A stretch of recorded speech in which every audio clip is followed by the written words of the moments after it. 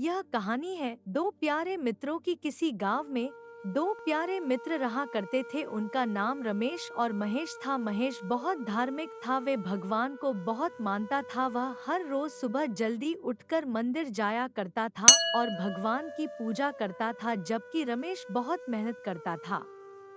वे दिन भर गांव के किसी जमींदार के खेतों में काम कर कर गुजारा करता था। एक दिन दोनों मित्र गांव में घूमने निकले। रमेश, तुम्हें कुछ पता है? नहीं तो बताओ क्या बात है। गांव का जमींदार 5 बीघा जमीन बेच रहा है। अगले महीने उनकी बिटिया की शादी है और उन्हें पैसों की सख्त जरूरत है। तो इसमें हम क्या करें? उनकी जमीन, उनकी बिटिया की शादी, मुझे इन बातों से क्या लेना देना। चलो बैठकर चाय पीते हैं। रमेश, मैं कई महीनों से उनके जहां काम कर रहा हूं, उनकी जमीन उपजाऊ है। मैं सोच रहा था अपन दोनों मिलकर उसे जमीन को ले लेंगे। पर यार, मेरे पास जमीन लेने के लिए एक फूटी कोड़ी भी नहीं है। कहाँ से लाऊंगा मैं इतने पैसा?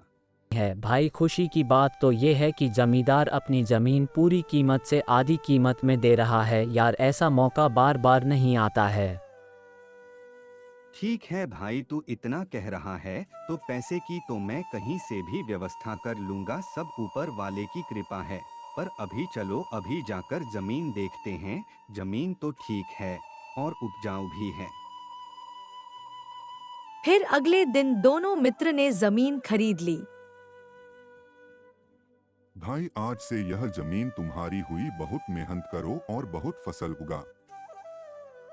रमेश ने अगले दिन ही उसे खेत में बीजों की बुवाई कर देता है। रमेश खेतों में बहुत मेहनत करता, वे दिन भर खेतों की देखभाल करता, जबकि महेश खेतों में कुछ काम नहीं करता। वे मंदिर में जाकर भगवान से अच्छी फसल होने की कामना करता।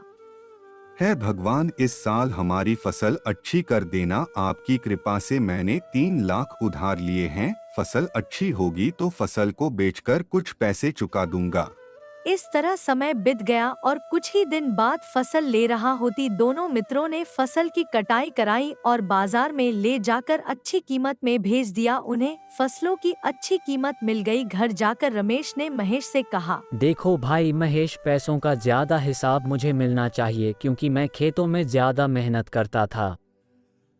नहीं, पैसों का हिसाब ज्यादा मुझे मिलना चाहिए क्योंकि मैं हर रोज मंदिर जाकर मैं भगवान से प्रार्थना करता था, तभी अपनी फसल इतनी अच्छी हुई है।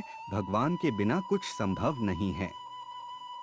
दोनों मित्र इस बात को आपस में ना सुलझा पाए तो पैसों के बंटवारे के लिए वे दोनों गांव के सरपंच के पास पहुंचे। सरपंच ने दोनों की बात सुनी। सरपंच जी ने दोनों मित्रों को एक एक चावल की बोरी दी जिसमें कंकर मिला हुआ था। कल सुबह तक तुम दोनों मित्रों को इस बोरी में से कंकड़ और चावल को अलग अलग करके लाना है, तभी मैं निर्णय करूंगा पैसों का ज्यादा हिस्से किसको मिलना चाहिए।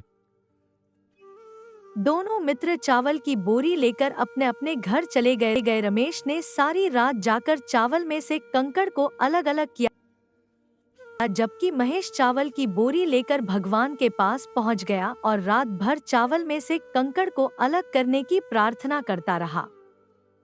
हे भगवान, आपकी कृपा से फसल तो अच्छी हो गई, लेकिन चावल में कंकर है। अब चावल में से कंकड़ को भी अलग कर दो ताकि पैसों का ज्यादा हिसाब मुझे मिल जाए।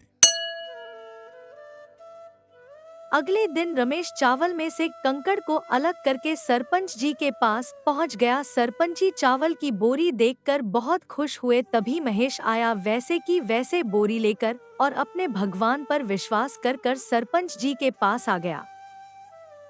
महेश, दिखाओ तो तुमने कितने चावल में से कंकड़ निकाले हैं।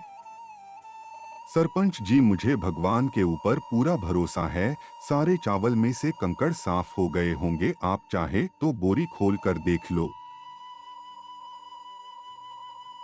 ठीक है, तुम बोरी खोलो, मैं अभी देखता हूँ तुमने कितना कंकड़ निकाले हैं। तो जब बोरी को खोला गया तो चावल के साथ कंकड़ भी मौजूद थे। सारे चावल में कंकड़ वैसे के वैसे ही थे। महेश, भगवान भी तभी मदद करते हैं जब तुम मेहनत करोगे। इस बात से साफ साफ पता चलता है खेतों में ज्यादा मेहनत रमेश ने करी थी, इसलिए पैसों का ज्यादा हिस्सा रमेश को मिलना चाहिए। तो सरपंच जी ने पैसों का ज्यादा हिस्सा रमेश को दे दिया। उसे दिन के बाद महेश भी रमेश की तरह मेहनत करने लगा खेतों में। अगर कहानी जरा भी पसंद आई हो तो इस वीडियो को लाइक और चैनल को सब्सक्राइब करके जरूर जाना दोस्तों।